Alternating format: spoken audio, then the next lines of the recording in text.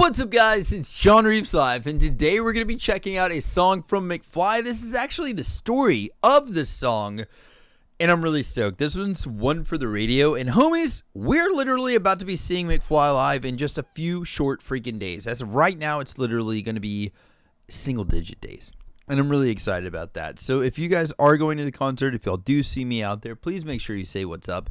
And if y'all are watching this right now on our Patreon, know that y'all are literally the reason that we're able to go out there. So thank y'all from the bottom of my freaking heart. Thank you so freaking much for supporting me and for allowing me to get out there. This has been a freaking awesome journey, and I cannot wait to continue it whenever I get back from freaking London. Either way, if y'all are new to my channel, smash that sub button. Let's get into this together. Freaking boom! And then hitting that play button. Hop up! They had to hit the play button too.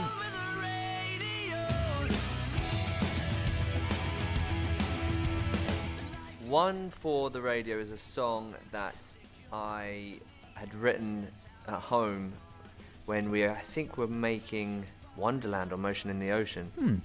Sometimes you have to pick the right moment to show a song to people. And with One for the Radio, I just picked the wrong time to show the guys. And it just didn't go down very. It wasn't that they hated it; it just didn't go down very well. And it was like in amongst like a load of other songs. And I probably got the timelines completely wrong, but yeah, if Tom had this song for a while, I remember talking about having like some sort of angsty song that brought a togetherness kind of to the crowd as well. And maybe that's where Tom's like, "Oh, I showed you one a while ago and you didn't like it." Oh no, it just never got mentioned. So One for the Radio, much like Five Colours in Her Hair.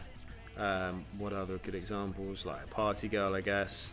Like, were never songs that we thought were like gonna be singles. They were just like, oh yeah, that's a good song. We'll do that one. But it was one of those ones that when we recorded it, it came out sounding like great. Like it's like, dude, I love the video in there. Great. Holy crap! Sometimes there can be like a huge reaction to the last album we've done that you get kind of like sick of playing that style of music, so you start exploring other things. I don't remember there being that going into Radioactive, so it's kind of weird that we ended up all collectively being on the same page at the same time. Maybe we've done a bunch of touring.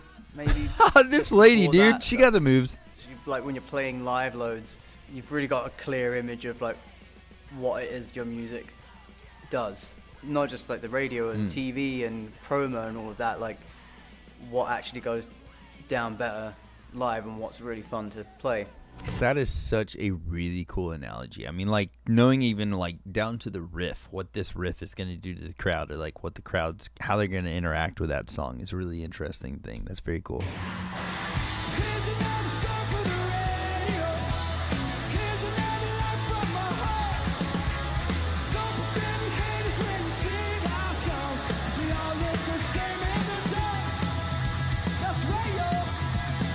it was really weird because everyone was like, "Wow, that's such a good song! That's amazing! And, like, it's the perfect song we need."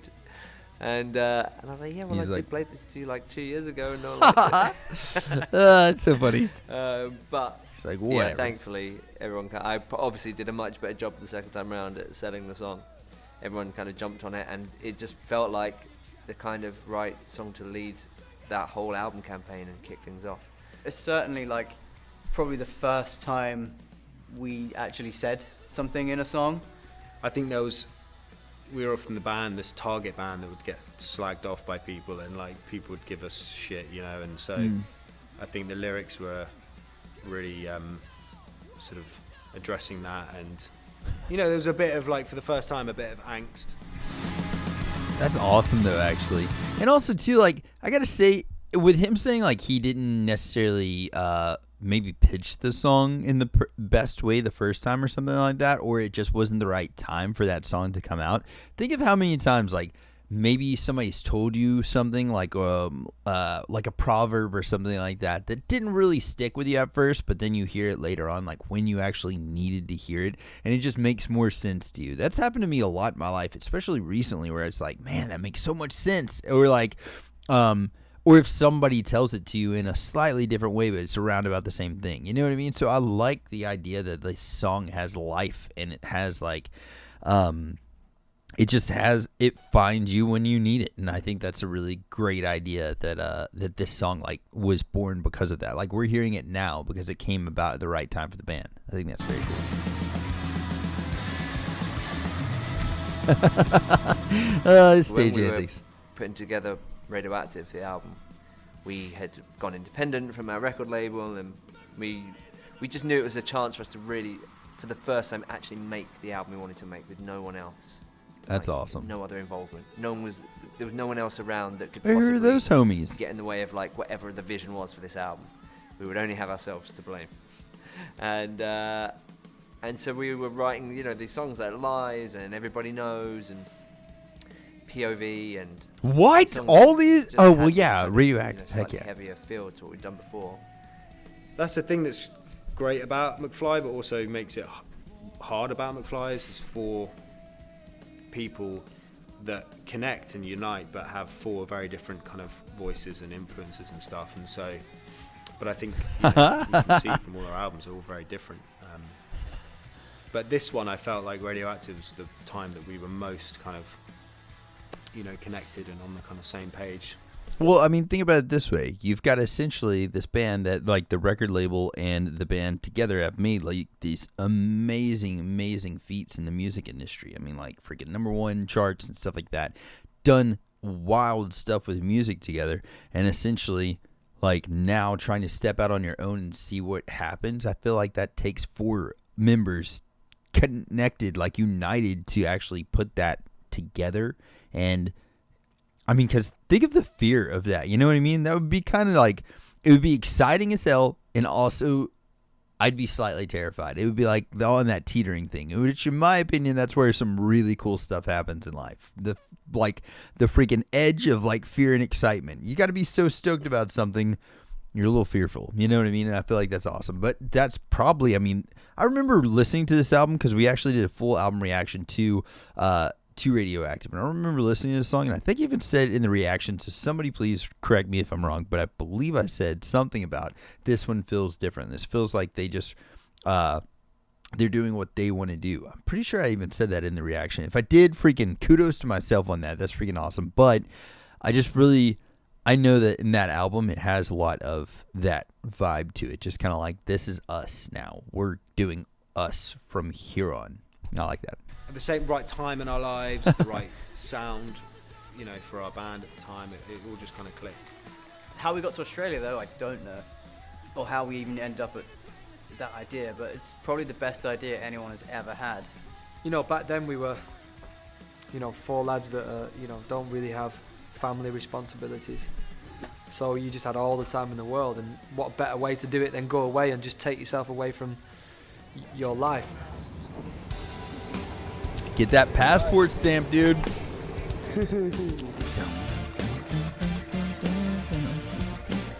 I love that Being song out so much. in Lies the is so good.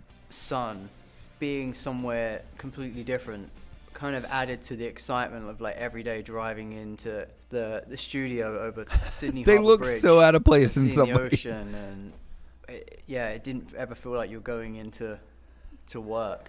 That's awesome.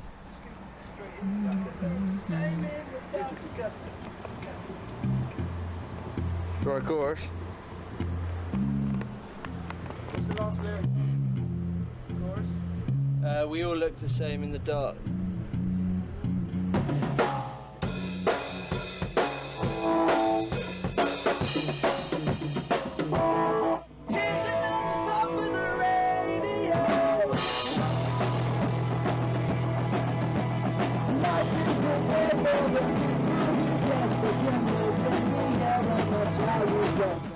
I'd never been to Australia, but it looked great in January and February. This would be a really good idea to kind of mix things up a bit, because the studios really. It's trying to get a different environment for each record. It's really important, and you can never get the same thing twice either. It looks So I thought bundled it'd up be really here. special to go somewhere and have a little adventure. So we did. We went to Australia, and it came out really well. Just to play the last chorus for me. Can you sing that over the last chorus as well? Sing a chorus for me. We rehearsed for about 2 weeks in this dingy rehearsal room. That wasn't very glamorous. Look how dark that the place they're actually recording is, and or at least rehearsal space. Look how dark the rehearsal space is. This horrible little rehearsal room with cockroaches and stuff, and it was pouring down with rain for 2 weeks. So it didn't really feel like the Australian dream. We were in this that crappy little rehearsal room. Yeah, okay, I'm glad he said something, because, dude, it does. Here's one for the radio. Over the last chorus somehow. You could change the melody slightly.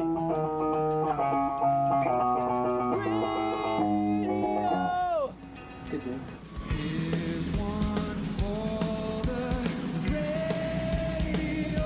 I love hearing the producer's thoughts and then this.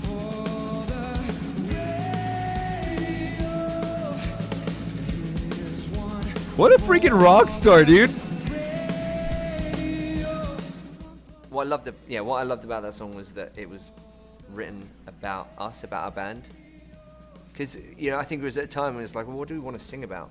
And I think maybe that's why it didn't really resonate straight away with the guys the first time I played it to them. It just shows there's a time and a place for the right song and the right sound, isn't there? Mm-hmm. Guitar music, it was hard to get on the radio.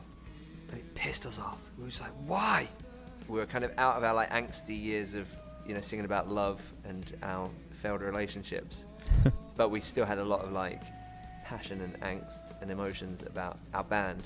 So that's why I feel like it resonates still now with us and our fans, because whenever we sing it, we're literally singing about everyone that's there, everyone who kind of cares about our band. So that's awesome, man.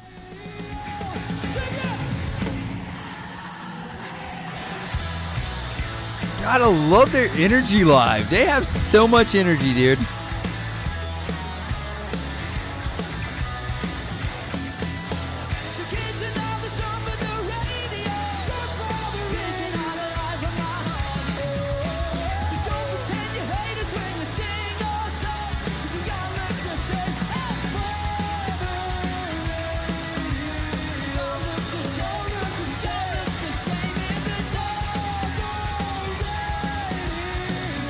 Oh no, the video's over. Oh, I love this. This was such an awesome idea for a freaking show. I really hope that they do more of these, like the song and the story. It says that this is episode 4. So hopefully, I mean, they've at least done 3 other episodes, right? I would love to check those out. I like their brains, dude. I like the way that they think about music, and I like the way they talk about their story, because they've had such an epic freaking ride, man. There's not many bands out there that have had the exact same. Well, there's no other band out there that's had the exact same experience as they have with music in the industry, and then also with their fans and with each other. They've got such a wild story, man, and I love that they're telling it in their own way as well, too. Freaking awesome one. Thank y'all very much for checking this one out. And again, like I said, hopefully we check out 1, 2, and 3 on the episodes of this. And we are going to be seeing them live in freaking London. So if you guys are out at that concert, please let me know. Say what's up to me if you guys see me out there. And I will catch y'all then. Spread some positivity out there and be kind to each other. And I will catch y'all next time. Freaking toodles. Bye.